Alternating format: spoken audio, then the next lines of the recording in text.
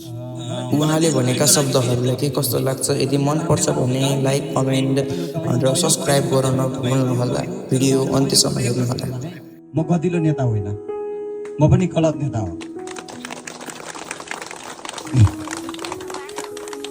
त्यसैले मलाई तपाईले प्रश्न यो गरिदिनुस्, तैँले देशको लागि कति काम गरिस्, तैँले युवाको लागि कति काम गरिस्, गरिबहरूको लागि कति काम गरिस्, अन्याय पर्या मान्छेको लागि कति काम गरिस् भनेर सोधिदिनु भयो न्यायपूर्ण हुन्छ। तर मेरो घरको बाटो बनेन, मेरो घर अगाडि काम भएन भन्नुभयो न्यायपूर्ण हुँदैन। त्यसैले म जति फराकिलो छु तपाईहरु पनि त्यति फराकिलो होइदिनुस्।